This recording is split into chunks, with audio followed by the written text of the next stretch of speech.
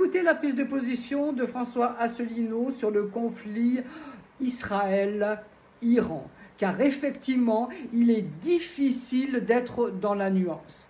Écoutez-le et vos réactions. À Netanyahou de se maintenir au pouvoir.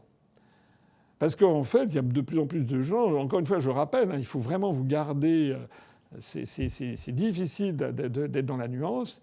Il faut vous garder de penser que tous les Israéliens sont derrière Netanyahou, de même que tous les musulmans seraient derrière l'Iran. Vous savez que le monde musulman est très divisé.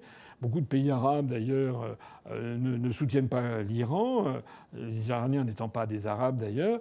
Ben c'est pareil en Israël. En Israël, vous avez quand même une partie non négligeable, peut-être majoritaire d'ailleurs, de la population, qui en a ras-le-bol de Netanyahou. Voilà. Surtout qu'en ce moment, il est en train d'empêcher tout le monde de quitter le pays et qu'il y a beaucoup de juifs israéliens qui ont peur et qui se disent quand même que ça tourne quand même au vinaigre, toute cette affaire.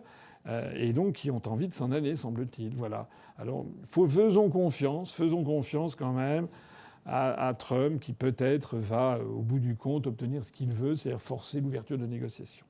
Excusez-moi, j'ai été très long, mais c'est le sujet, parce que ce qui est en cause, c'est quand même éventuellement une apocalypse nucléaire de la Terre. Hein. Bon, voilà, donc c'est quand même, ça nécessite qu'on fasse un petit peu qu'on s'y arrête quelques instants.